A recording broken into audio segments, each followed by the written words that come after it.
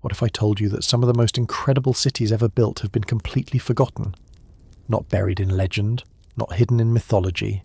Real places, ancient cities perched on mountaintops, fortresses overlooking endless deserts, settlements older than written history, and ruins so remote that many people have never even heard their names. Tonight, we'll journey across deserts, mountains, forests, and forgotten valleys to explore places that once held thousands of people before slowly disappearing from the world. Some were abandoned, some were buried, and some remained hidden for centuries before archaeologists uncovered them again. But before we begin, take a moment to subscribe. Legend says everyone who subscribes receives 7 years of good luck. Whether that's true or not, history suggests it's probably worth the risk. Now, get comfortable, relax. The ancient city hidden inside a remote desert oasis. Along the southern coast of Oman, where vast deserts meet the waters of the Arabian Sea, lie the ruins of a city that once connected distant civilizations across the ancient world.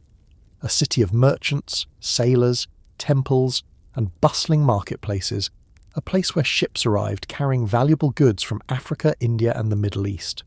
For centuries it prospered. Its ports welcomed travellers from lands thousands of miles away. Its wealth grew through trade, and its influence spread far beyond the shores of Arabia. Then, slowly, the city faded from history. Its buildings collapsed, sand drifted across its streets, and much of its story disappeared beneath the landscape. Today, archaeologists know this remarkable place as Al-Balid, and it remains one of the most important forgotten cities on the Arabian Peninsula. The ruins stand near the modern city of Salalah in the Dhofar region of Oman. Today the area is famous for its unique climate. While much of Arabia is dominated by arid deserts, seasonal monsoon rains transform parts of Dhofar into surprisingly green landscapes. For ancient settlers, this environment provided valuable resources and opportunities. It was the perfect location for a thriving coastal city. One of the reasons Al-Balid became so important was its connection to the frankincense trade. For thousands of years, frankincense was among the most valuable commodities in the world. Used in religious ceremonies, medicine, and luxury goods, it was transported across enormous distances. Merchants carried it to Egypt, Rome, Persia, India, and beyond. The Dhofar region was one of the world's most important sources of this precious resin, and Al-Balid became one of the gateways through which it reached the wider world. The city's position along major maritime trade routes brought enormous advantages. Ships sailed into its harbour carrying goods from distant lands. Ideas travelled alongside commerce. Different cultures met within its walls. Languages from across the ancient world may have been heard in its markets. Al-Balid was not an isolated settlement. It was part of a vast international network connecting continents. Archaeologists have uncovered evidence of impressive buildings throughout the site. Stone structures, defensive walls, residential districts, and religious buildings reveal a city that was both wealthy and well organised. The remains suggest generations of construction and expansion. Each layer adds another chapter to the story of the settlement. One of the most fascinating discoveries involves the city's role as a centre of cultural exchange. Objects recovered from excavations show connections to regions far beyond Oman. Imported ceramics, trade goods, and architectural influences reveal a community linked to distant societies through both commerce and communication. The city became a crossroads where people, products, and ideas converged. The surrounding oasis also played an important role. Fresh water supported agriculture in an otherwise challenging environment. Palm groves and fertile land helped sustain the growing population. Combined with access to the sea, these resources created ideal conditions for long-term prosperity. Yet like many great cities of the ancient world, Al-Balid eventually faced challenges. Trade routes shifted, political powers changed, economic conditions evolved. Over time, the city's importance declined, its population decreased, its harbour became less active, and many of its buildings were abandoned. Nature gradually reclaimed the settlement. Sand covered streets, walls crumbled, centuries passed. The once busy city became a field of ruins overlooking the coast. For generations, much of its history remained forgotten. Then, archaeologists began uncovering the story hidden beneath the sands. Excavations revealed a city that had once stood at the centre of one of the world's most valuable trade networks, a place whose influence stretched far beyond Arabia itself. Today, Balid stands as one of Oman's most important archaeological sites, not because of conquest, not because of treasure, but because it preserves the memory of a city that connected civilizations across oceans and deserts.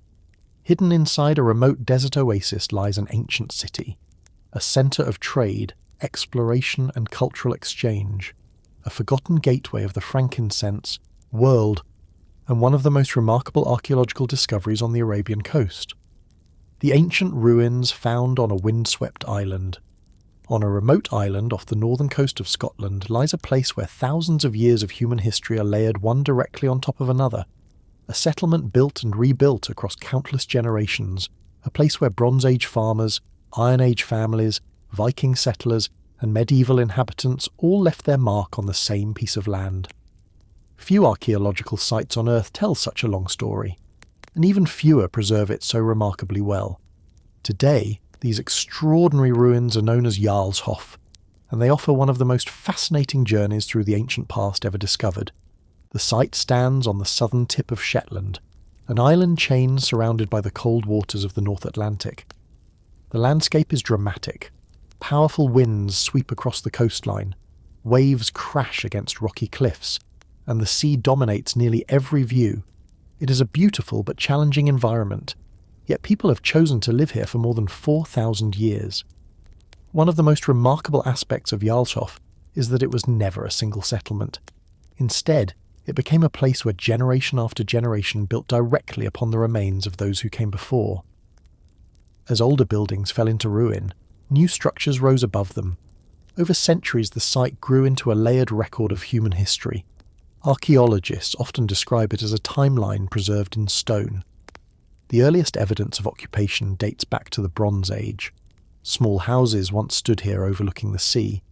The people who built them farmed the land, raised animals, and adapted to the harsh northern climate. Their lives were simple, yet they established a tradition of settlement that would continue for thousands of years. Later came the Iron Age. During this period, inhabitants constructed more sophisticated stone buildings, including roundhouses and defensive structures. Some of these homes still survive remarkably well. Their thick stone walls protected residents from powerful Atlantic storms. Even today, visitors can walk among rooms first occupied more than 2,000 years ago. One of the most fascinating discoveries at Jarlshof involves the arrival of the Vikings. During the early medieval period, Norse settlers crossed the sea and established communities throughout the Shetland Islands. At Jarlshof, archaeologists uncovered longhouses, workshops, and evidence of everyday Viking life.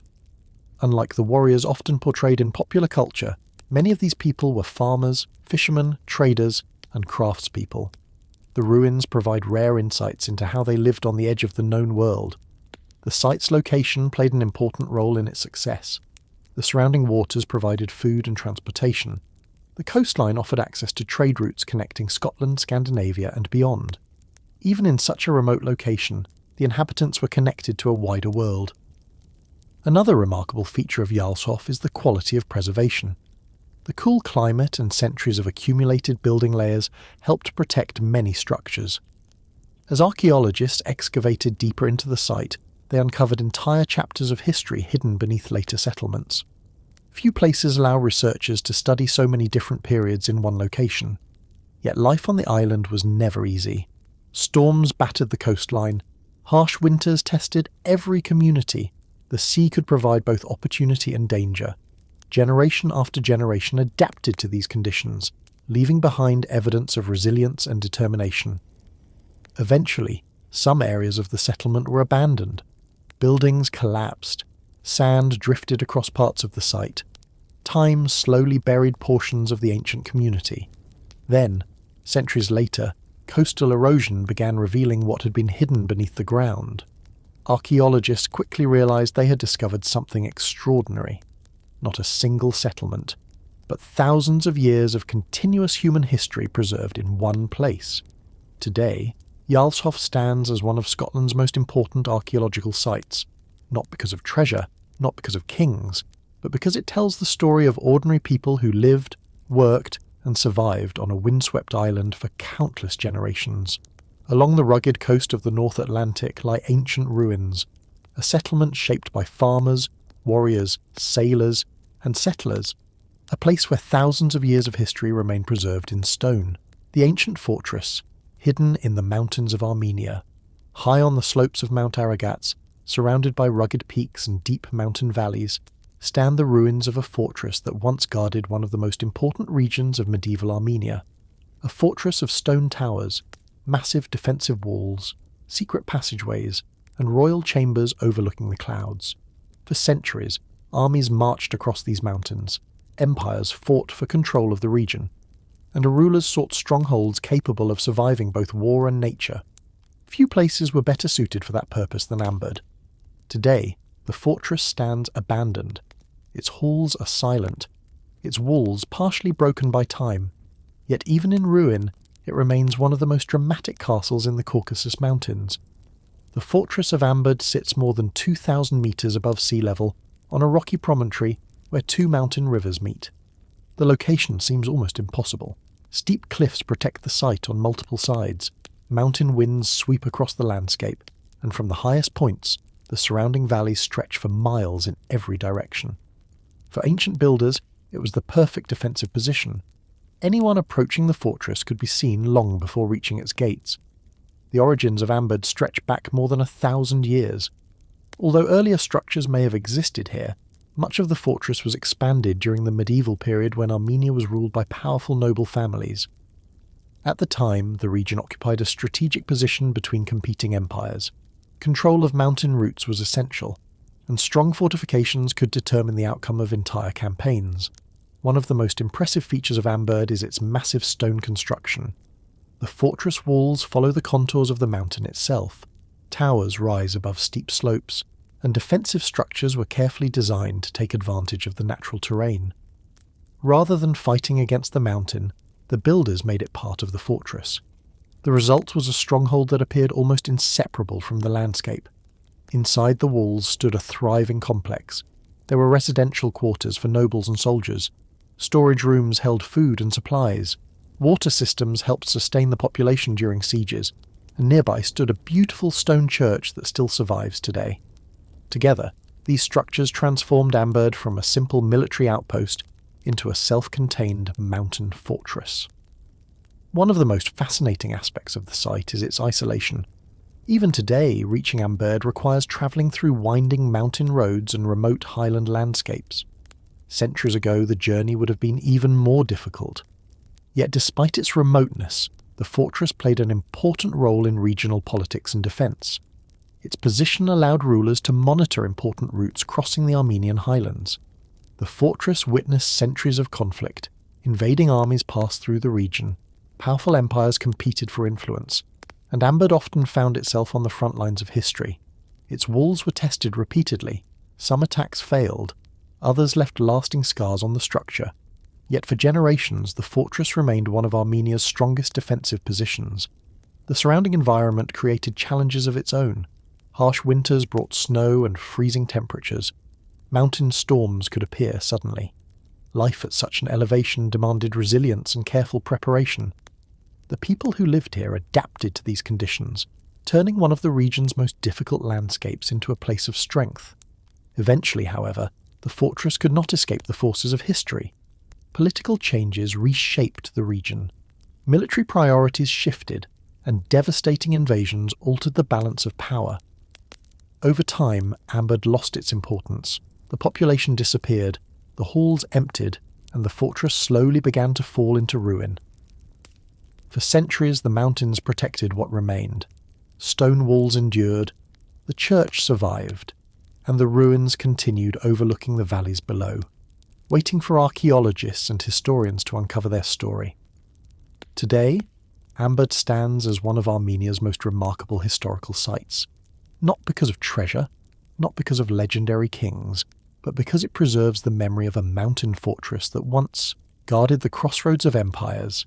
Hidden among the peaks of Armenia lies an ancient fortress, a stronghold built above the clouds, a monument shaped by war, survival, and history, and one of the most breathtaking ruins in the Caucasus Mountains. The ancient ruins that overlook a sea of cliffs. High in the mountains of southern Turkey lies a city that many ancient armies never managed to conquer. A city surrounded by towering cliffs, protected by steep mountain slopes, and hidden so effectively among the peaks that it seemed almost untouchable. For centuries its people lived above the surrounding world, building temples, theatres, marketplaces and stone streets on a mountaintop fortress unlike almost any other in the ancient world. Today, only ruins remain. Yet those ruins continue to tell the story of one of the most remarkable cities ever built in the mountains. This extraordinary place is known as Termessos, and it remains one of Turkey's most spectacular archaeological treasures. The city stands high within the Taurus Mountains at an elevation of more than 1,000 metres above sea level. The landscape surrounding it is breathtaking. Sharp cliffs plunge into deep valleys, dense forests cover the mountainsides, and distant peaks stretch across the horizon. Standing here today, it is easy to understand why the city's founders chose this location. Nature itself provided powerful defences. Few ancient settlements occupied such an advantageous position. The origins of Termessos stretch back more than 2,000 years. Its inhabitants belong to a people known as the Solimians, an ancient group who lived in the mountainous regions of Anatolia. Unlike many cities built along rivers or fertile plains, Termessos grew in rugged highlands where survival required resilience and adaptation. Yet despite the challenging environment, the settlement prospered. One of the most famous chapters in the city's history occurred during the campaigns of Alexander the Great. As Alexander expanded his empire across Asia, many cities fell before his armies. But Termessos proved different. The fortress-like location presented enormous difficulties. Steep terrain limited military movement, defenders held the high ground, and the city's natural protections made an assault extremely dangerous. Historical accounts suggest Alexander ultimately chose not to continue attacking the settlement. Few cities could claim such a distinction. The achievement became an important part of the city's legacy. Walking through Termessos today reveals the scale of its ambition. The ruins include temples, public buildings, defensive walls, reservoirs, and residential areas spread across the mountainside. Every structure had to be adapted to the difficult terrain. Rather than flattening the landscape, the builders incorporated it into their design. Streets followed natural contours, buildings occupied terraces, and every part of the city worked in harmony with the mountain itself. One of the most impressive structures is the theatre. Perched high above the surrounding valleys, it offers one of the most dramatic views of any ancient theatre in the world. Visitors sitting among its stone seats can look out across forests, mountains, and distant cliffs stretching toward the horizon. The setting is so spectacular that the landscape almost becomes part of the performance. Another fascinating feature of Termessos is its remarkable state of preservation. Because the city was abandoned and never heavily redeveloped, many ruins remain largely untouched. Vegetation slowly covered parts of the site, protecting structures from extensive human interference. As a result, modern visitors often experience a stronger sense of discovery than at many more heavily visited archaeological locations. Yet life in the mountains was not always peaceful. The inhabitants faced harsh winters, limited agricultural land, and the constant challenges of high-altitude living. Water management was especially important. Engineers constructed sophisticated storage systems to ensure reliable supplies throughout the year. Their success allowed the city to support a substantial population despite its remote setting. Eventually, however, the city began to decline. A series of earthquakes likely damaged important infrastructure. Trade routes changed. Political conditions evolved, and maintaining a major settlement in such a difficult environment became increasingly challenging. The forgotten desert city once filled with traders. Deep within the Syrian desert stand the ruins of a city that once welcomed travellers from across the ancient world. A city surrounded by vast open plains. A city built along important caravan routes. A place where merchants arrived carrying silk, spices, textiles, precious metals, and stories from distant lands. Today the landscape feels empty, silent, almost untouched. Yet centuries ago this remote corner of the desert was alive with activity. Caravans crossed the horizon, markets filled with traders, and a thriving settlement stood where only ruins remain today. This remarkable place is known as Qasr Al-Hayr, and it remains one of the most fascinating forgotten cities of the Middle Eastern desert. The ruins lie in central Syria, far from the crowded cities that dominate the region today. The surrounding landscape is harsh. Rainfall is limited. Summer temperatures can be extreme. For most people, it seems like an unlikely place to build a major settlement. Yet ancient rulers understood something important. Control of the desert often meant control of trade, and trade meant wealth. Qasr al-Hayr emerged during the early Islamic period, a time when vast territories were connected through networks of commerce stretching across continents. Goods travelled between the Mediterranean, Arabia, Persia, Central Asia, and beyond. Merchants moved constantly through these routes, and settlements positioned along them often flourished. One of the first things visitors notice about Qasr al-Hayr is the scale of its architecture. Massive stone walls once enclosed important sections of the settlement. Large gateways controlled access, and impressive buildings rose above the desert landscape. The complex was designed not only for practical purposes, but also to demonstrate power and prestige. The builders wanted visitors to be impressed. Archaeologists believe the site served several functions at once: part palace, part administrative centre, part agricultural settlement, and part stopping point for travellers crossing the desert. Rather than existing as a simple fortress, Qasr al-Hayr operated as a complex hub connecting people, goods, and resources across the region. One of the most fascinating aspects of the site is its relationship with the surrounding environment. Although the desert appears unforgiving, sophisticated water management systems helped sustain life. Canals, reservoirs, and irrigation networks brought water to fields and gardens. These engineering projects transformed portions of the landscape into productive agricultural land. Without them, large-scale settlement would have been impossible. The city also benefited from its strategic location. Caravans travelling between major urban centres frequently crossed nearby routes. Merchants needed places to rest, resupply, and conduct business. Qasr al-Hayr provided those opportunities. As goods moved through the region, wealth followed. The settlement became part of a much larger economic system linking distant cultures. Excavations have revealed evidence of impressive craftsmanship throughout the site. Decorative stone carvings once adorned important buildings. Architectural details demonstrate a blend of artistic influences from different regions. The city reflected a world where ideas travelled alongside commerce. Cultural exchange was as important as trade itself. Yet despite its success, the settlement faced challenges. Political conditions changed. Trade routes evolved. New centres of power emerged elsewhere. Over time, maintaining such a large complex in a remote desert environment became increasingly difficult. The city's importance gradually declined. Its population decreased. Its buildings fell into disrepair. And the desert slowly began reclaiming what people had built. Wind carried sand across abandoned streets. Walls crumbled. Roofs collapsed. The once busy settlement became silent. For generations, the ruins stood alone beneath the desert sun. Travellers occasionally passed nearby, but much of the city's story faded from memory. Only archaeology would bring it back to light.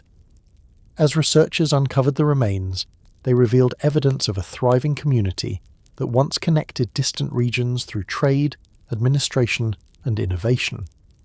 The ruins demonstrated that even the harshest landscapes could support remarkable achievements when combined with human ingenuity. Today, Qasr al-Hayr stands as one of Syria's most intriguing archaeological sites, not because of treasure, not because of famous battles, but because it preserves the memory of a desert city that once stood at the crossroads of commerce and culture. Hidden among the deserts of Syria lies a forgotten city, the ancient city built on a giant hilltop. High above the valleys of southern Mexico stand the ruins of a city that once ruled an entire region, a city of temples, palaces, monuments, and enormous stone plazas carved into the top of a mountain. From a distance, the location seems almost impossible. The summit is broad and flat, as though nature itself prepared a platform for an ancient civilization. Yet the truth is even more remarkable. Much of the hilltop was reshaped by human hands. Thousands of workers transformed the mountain into one of the greatest cities in the ancient Americas. This extraordinary place is known as Monte Albán, and it remains one of the most impressive archaeological sites ever built on a mountaintop. The city overlooks the Oaxaca Valley in southern Mexico. From its highest points, the surrounding landscape stretches in every direction. Mountains rise beyond the horizon. Fertile valleys spread below, and ancient trade routes once crossed the region beneath the watchful gaze of the city above. The location was no accident. Whoever controlled Monte Albán could observe much of the surrounding countryside. The founders of the city understood the strategic value of height. Monte Albán was established more than 2,000 years ago by the Zapotec civilization. At the time, communities throughout the Oaxaca Valley were growing in size and complexity. Competition existed between different settlements. Powerful leaders sought ways to unite people and expand influence. The solution was ambitious. Instead of building within the valley, they chose the top of a mountain. Creating the city required an enormous effort. Workers leveled sections of the hilltop. They moved vast quantities of earth and stone. They constructed terraces, plazas, temples, and ceremonial buildings. Without modern machinery, they transformed the landscape on a monumental scale. The achievement remains astonishing even today. One of the most striking features of Monte Albán is its Grand Plaza. This enormous open space forms the heart of the city. Temples and important buildings surround it from every side. For centuries, ceremonies, political gatherings, and public events likely took place here. Thousands of people may have assembled within the plaza during important occasions. The city became both a political capital and a ceremonial centre. Archaeologists have uncovered evidence that Monte Albán controlled a large territory. Its influence extended far beyond the hilltop itself. Trade connected it to distant regions. Goods moved through its markets. Ideas travelled along the same routes. The city became one of the most powerful centres in ancient Mesoamerica. Among the most fascinating discoveries are the carved stone monuments scattered throughout the site. Some depict rulers, others show captives or important historical events. These carvings provide valuable clues about the city's history and its relationships with neighbouring societies. Although many details remain uncertain, the monuments reveal a civilization deeply concerned with power, identity, and memory. The city was also home to astronomers, priests, artisans, merchants, and farmers. Life here extended far beyond politics and religion. Families lived within residential neighbourhoods. Craftsmen created pottery and jewellery. Markets supplied goods from across the region. Monte Albán functioned as a thriving urban centre for centuries. One mystery that continues to intrigue archaeologists involves the city's gradual decline. Unlike settlements destroyed by a single catastrophe, Monte Albán appears to have faded slowly. Political power shifted. Trade networks evolved. New centres emerged elsewhere. Over generations, the population decreased. Buildings were abandoned. The once busy plazas grew quiet. Eventually, the great hilltop capital fell silent. Nature slowly reclaimed parts of the city. Vegetation spread across temples. Stone structures weathered beneath centuries of sun and rain. Yet because of its location high above the valley, Monte Albán never completely disappeared. Its monuments remained visible on the mountaintop, waiting for future generations to understand their significance. When archaeologists began studying the site in detail, they uncovered one of the most important cities in the history of the Americas. Every excavation revealed new insights into the Zapotec civilization and the people who transformed a mountain into a capital. Today, Monte Albán stands as one of Mexico's greatest archaeological treasures, not because of gold, not because of conquest, but because it demonstrates the extraordinary vision of a civilization that chose to build its city among the clouds. High above the Oaxaca Valley lies an ancient city built on a giant hilltop, a place of temples, rulers, and monumental architecture, a forgotten capital overlooking an entire world below, and one of the most remarkable achievements of the ancient Americas. The forgotten settlement, hidden in a forest valley. Deep within the forests of northern Poland lies the remains of a settlement so remarkable that when archaeologists first uncovered it, many could hardly believe what they were seeing. Rows of wooden houses, carefully planned streets, defensive walls stretching around an entire community, and evidence of a society that existed more than 2,000 years ago. For centuries, the settlement remained hidden beneath the landscape, protected by mud, water, and layers of earth. Its story disappeared from memory. Its people vanished from history.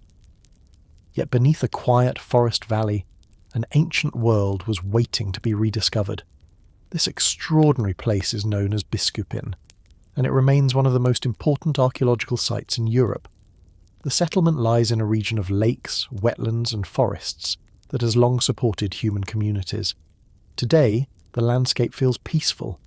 Birds move across the water, trees cover the surrounding countryside, and little suggests that one of Europe's most remarkable ancient settlements once stood here. But more than 2,500 years ago, this area looked very different. A thriving community occupied a small island surrounded by water. The location offered natural protection, and its inhabitants used that advantage wisely. One of the most fascinating aspects of Biskupin is its extraordinary level of planning. Unlike settlements that grew gradually over time, Biskupin appears to have been carefully designed from the beginning. Straight wooden streets divided the community into organised sections. Houses stood in neat rows. Defensive walls surrounded the settlement. Everything suggests deliberate planning and cooperation. Archaeologists estimate that hundreds of people once lived within the enclosure. The settlement was built during the Iron Age, a period of significant change across much of Europe. Communities were becoming more organised. Trade networks expanded.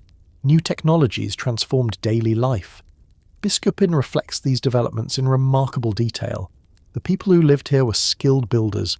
Thousands of timber logs were used to construct homes, roads, and fortifications. Creating such a settlement required coordination, labour, and engineering knowledge. One of the most impressive features was the defensive wall. Massive wooden structures protected the community from potential threats. Anyone approaching the settlement would have encountered a formidable barrier. The builders clearly understood the importance of security. Yet Biskupin was more than a fortress. It was a living town. Families cooked meals here. Children played in the streets. Craftsmen worked with wood, metal, and pottery. Daily life unfolded within the walls much as it does in communities today. The archaeological discoveries provide an unusually detailed glimpse into these ordinary moments. One reason Biskupin is so important is because of its remarkable preservation. The settlement stood in a wet environment where oxygen levels remained low. Over centuries, mud and water protected wooden structures that would normally decay. As a result, archaeologists recovered evidence rarely found at ancient sites. Wooden roads survived. Building foundations remained visible. Artifacts preserved details of everyday life. It was like opening a window into the distant past. The discovery of Biskupin in the 20th century attracted enormous attention. Researchers quickly realised they had uncovered one of the best preserved prehistoric settlements ever found in Europe. Excavations revealed not just individual buildings, but an entire community frozen in time. Each structure helped answer questions about how ancient people lived, worked, and organised their society. Yet, mysteries remain. Researchers continue debating aspects of the settlement's origins, social structure, and eventual decline. At some point, the community was abandoned. The reasons remain uncertain. Environmental changes may have played a role. Political developments may have affected the region, or perhaps the inhabitants simply moved elsewhere as circumstances changed. Whatever the cause, the settlement eventually fell silent. The buildings collapsed. Vegetation spread across the site, and the forest slowly reclaimed the valley. For more than 2,000 years, Biskupin remained hidden beneath layers of earth and water, waiting, preserving one of the most complete records of prehistoric life ever discovered. Today, Biskupin stands as one of Poland's greatest archaeological treasures, not because of kings, not because of treasure, but because it allows us to see how ordinary people lived thousands of years ago. Hidden within a forest valley lies a forgotten settlement, a community of wooden streets and fortified walls, a place where ancient lives were preserved by nature itself, and one of the most extraordinary archaeological discoveries in Europe. The ancient city hidden between two deserts.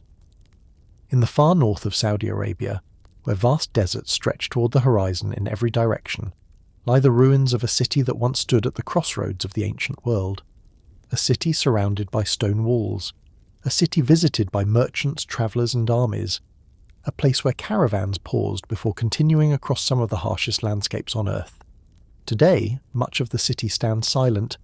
Its towers overlook empty plains. Its ancient streets have long since fallen quiet.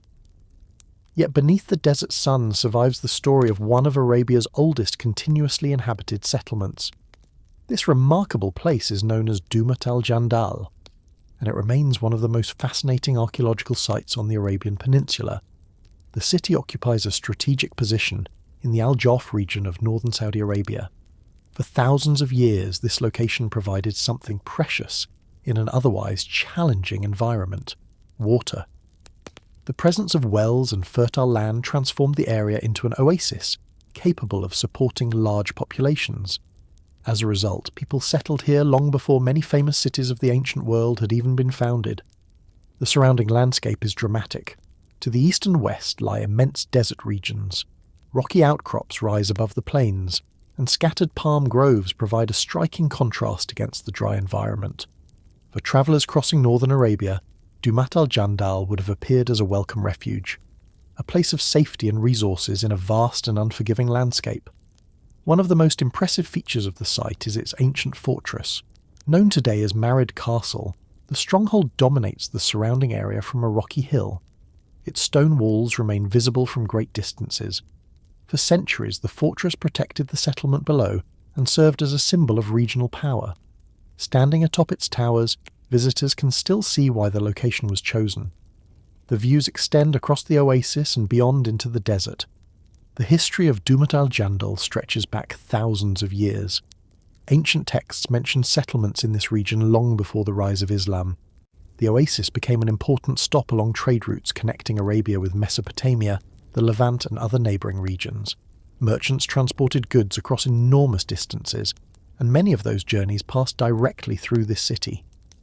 One of the most fascinating aspects of Dumat al-Jandal is the number of civilizations connected to its history. Different kingdoms controlled the settlement at different times.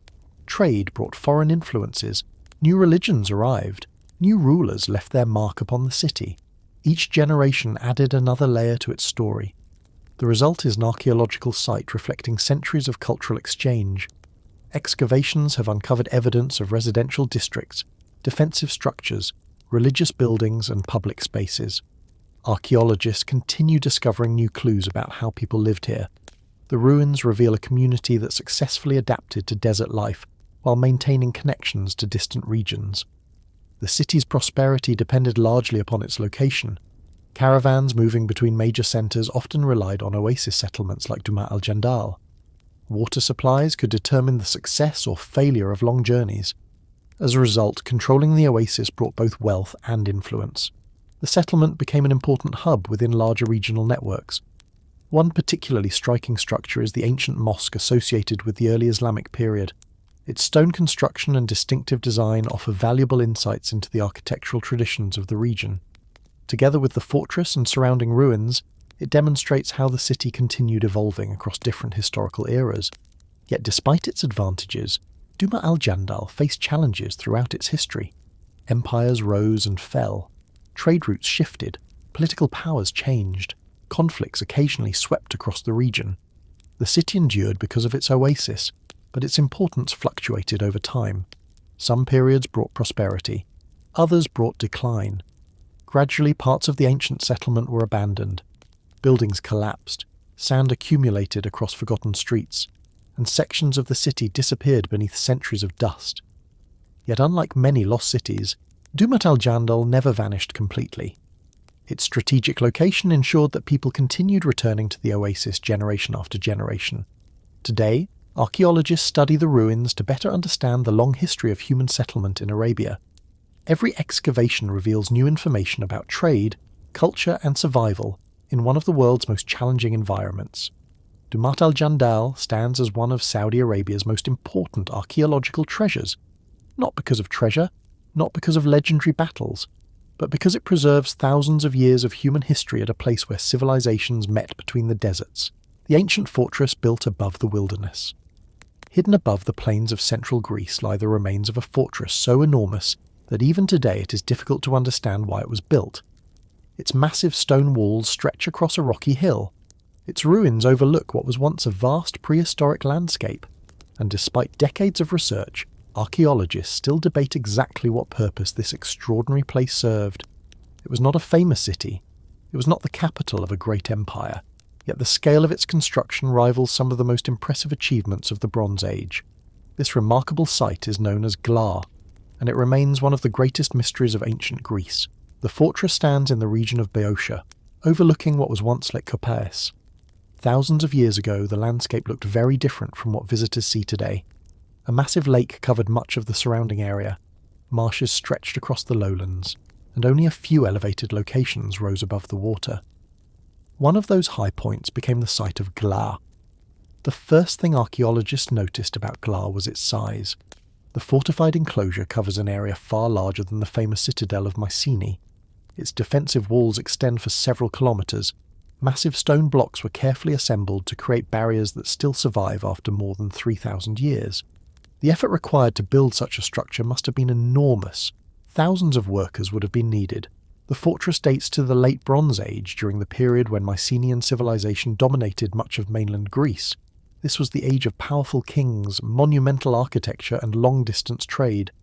Across Greece, rulers constructed palaces and fortified centres, yet Gla stands apart from nearly all of them. Its unusual size and layout continue to puzzle researchers. One theory suggests that the fortress was connected to one of the most ambitious engineering projects of the ancient world. The people of the region developed systems designed to drain portions of Lake Kopais and reclaim fertile land for agriculture. Canals and earthworks transformed parts of the landscape. The newly created farmland became extremely valuable. Gla may have been built to oversee and protect these resources. If true, it would have served as both an administrative and defensive centre. One of the most fascinating aspects of the site is its location. Standing atop the hill, ancient inhabitants could observe the surrounding plains for great distances. Anyone approaching would have been visible long before reaching the walls. The elevated position offered security and control over the landscape below. The fortress appears carefully positioned to dominate the region. Excavations have uncovered evidence of large buildings within the enclosure. Courtyards, storage areas, and administrative structures suggest that important activities once took place here.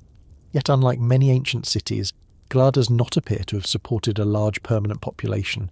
This has deepened the mystery. Why construct such enormous fortifications if relatively few people lived inside?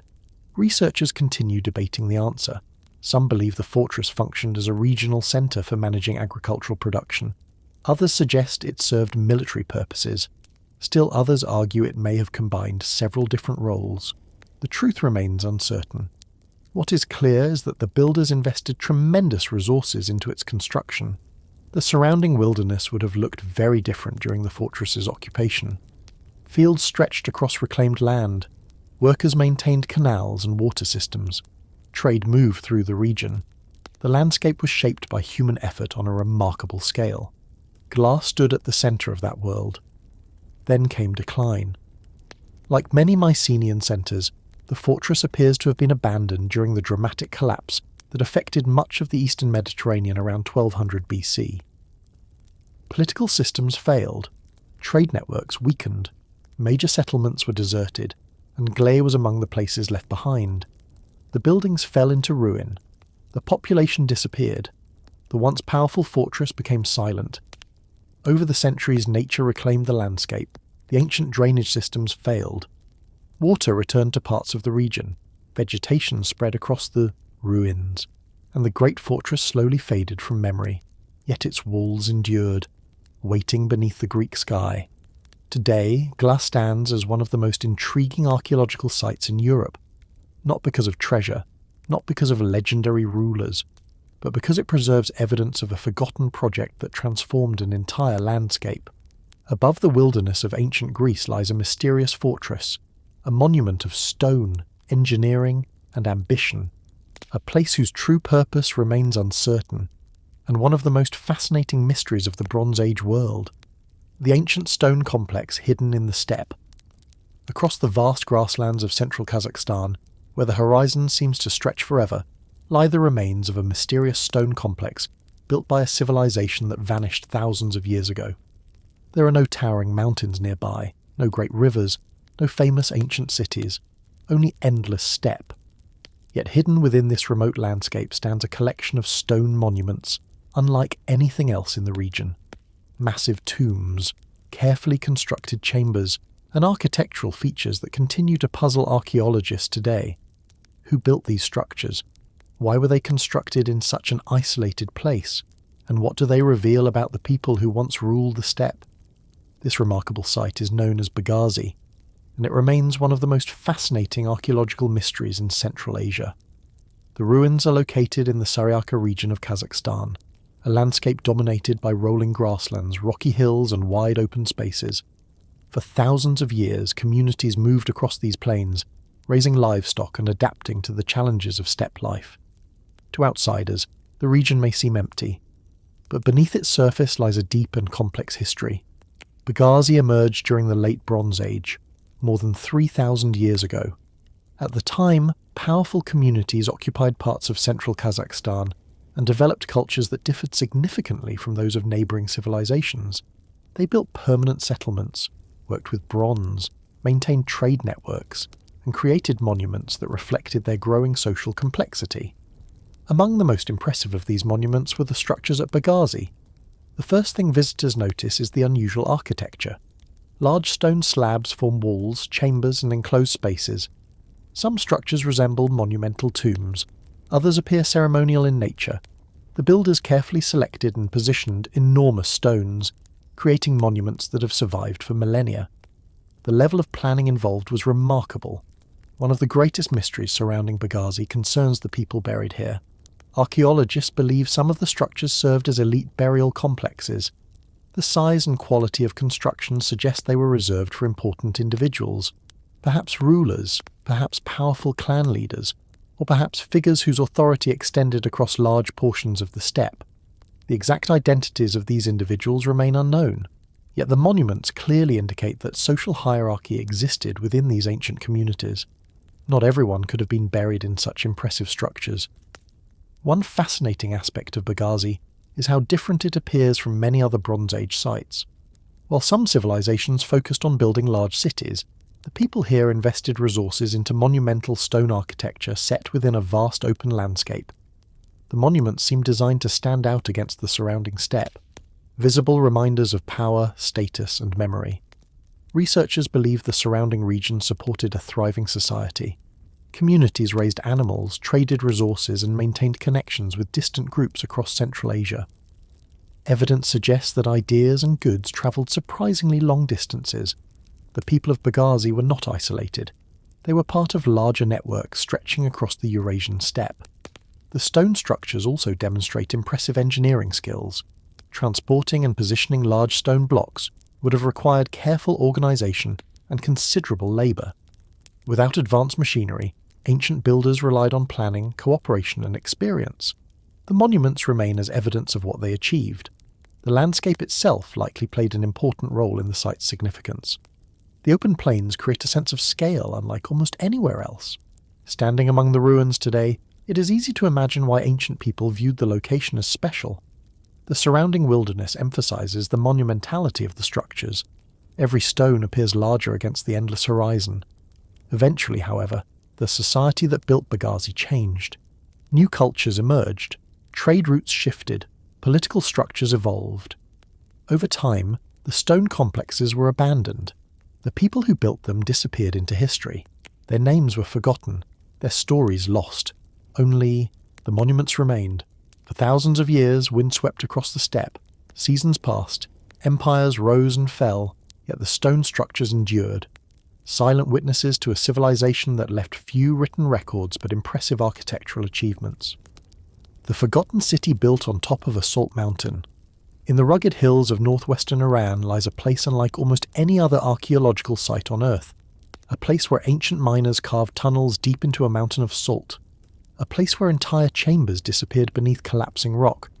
And a place where the dry, mineral-rich environment preserved human remains so perfectly that even hair, clothing, and facial features survived for thousands of years.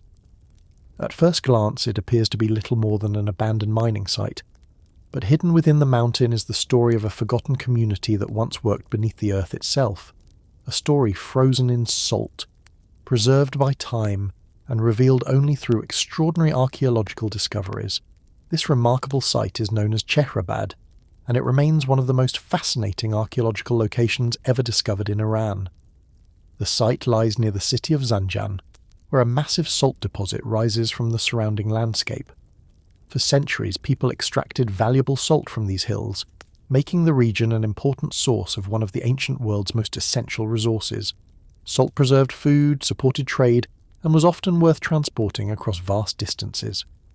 Long before modern mining began, ancient workers were already digging deep into the mountain. They created tunnels through thick layers of salt. They transported materials through narrow passageways, and they spent countless hours underground in difficult and dangerous conditions. The work was demanding, yet the value of salt made the effort worthwhile. One of the most extraordinary discoveries occurred in 1993 when miners accidentally uncovered the preserved remains of an ancient worker. His beard was still visible. Parts of his clothing survived. Even personal belongings remained nearby. Archaeologists soon realized they had found something truly remarkable. Over the following years, additional discoveries followed. More preserved bodies emerged from the mine. Researchers eventually identified several individuals dating to different periods of ancient Iranian history.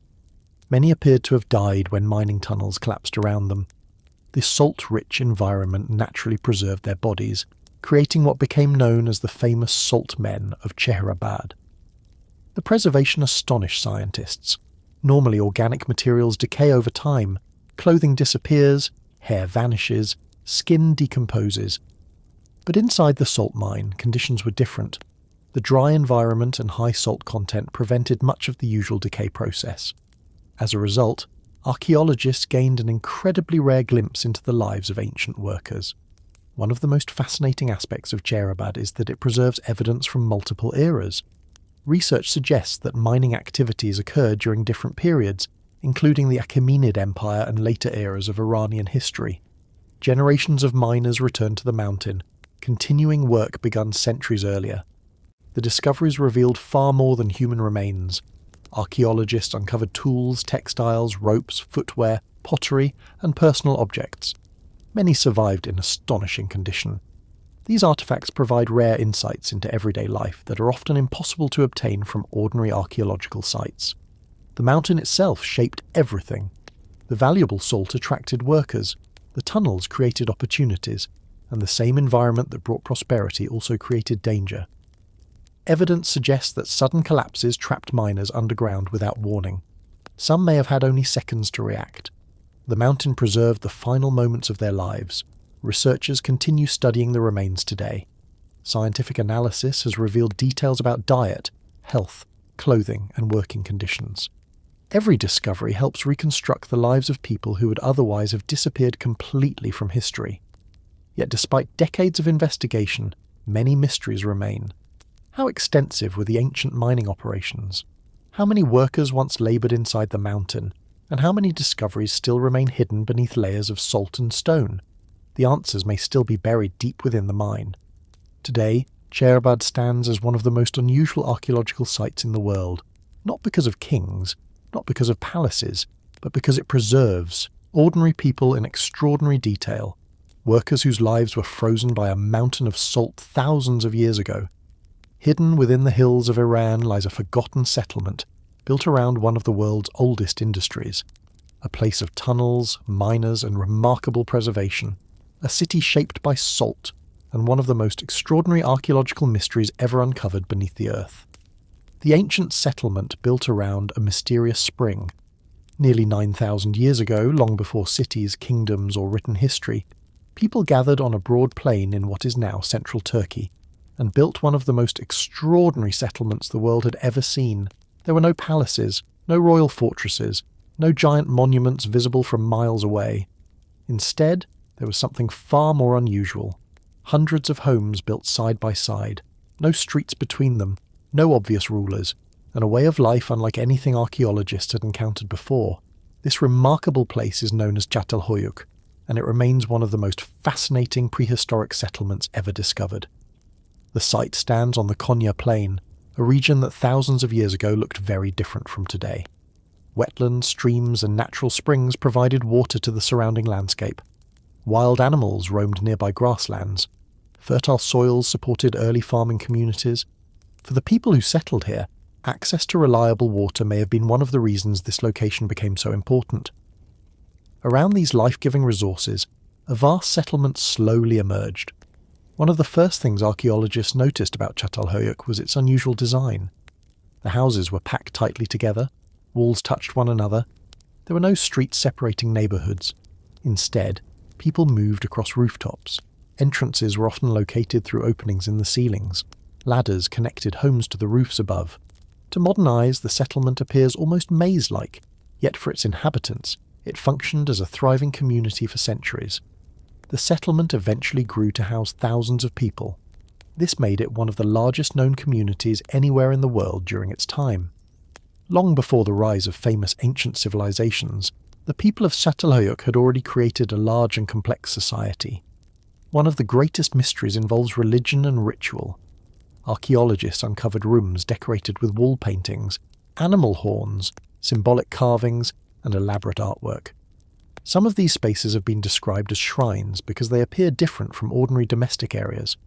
Their exact purpose remains debated. Were they religious centres, family ritual spaces, places for honouring ancestors? No one knows for certain, yet they clearly held special significance. The artwork discovered at the site is extraordinary. Walls were painted with geometric designs, hunting scenes, and mysterious symbols. Some paintings may represent some of the earliest known examples of landscape imagery. Others seem connected to ceremonies or spiritual beliefs that have long since disappeared. The people who lived here left no written explanations, only the images remain. Another fascinating aspect of Çatalhöyük is the treatment of the dead. Many individuals were buried beneath the floors of houses. Generations of family members may have lived, worked, and slept above the graves of their ancestors. This practice suggests a strong connection between households, memory, and community identity. The settlement itself appears surprisingly equal compared to many later civilizations. Archaeologists have found relatively little evidence for enormous differences in wealth. Homes were generally similar in size. There are few signs of royal residences or elite palaces. For thousands of years, people managed to maintain a large settlement without the kinds of political structures seen in later cities. How they accomplished this remains one of archaeology's most intriguing questions. Life here was not easy. The inhabitants farmed crops, raised animals, gathered resources, and adapted to changing environmental conditions. As the population grew, new challenges emerged. Managing food supplies, waste, housing, and social relationships required constant cooperation. Yet the settlement endured for centuries. Eventually, however, change arrived. Environmental conditions shifted. Resources may have become more difficult to manage. Communities gradually moved elsewhere. The houses were abandoned, the rooftops collapsed, and layers of earth slowly covered the settlement. Over thousands of years, the ancient community disappeared beneath the landscape. When archaeologists finally uncovered the site, they realized they had found something extraordinary. Not merely a village, but one of humanity's earliest experiments in large-scale community living, a place where thousands of people created a society long before written history began. Today, Çatalhöyük stands as one of the most important archaeological sites on Earth, not because of treasure, not because of conquest, but because it reveals how people lived together at the very dawn of civilization. On a fertile plain built around precious sources of water stood an ancient settlement, a community of rooftops, rituals, and remarkable innovation. A place where some of humanity's earliest urban traditions began, and one of the most fascinating windows into the prehistoric world.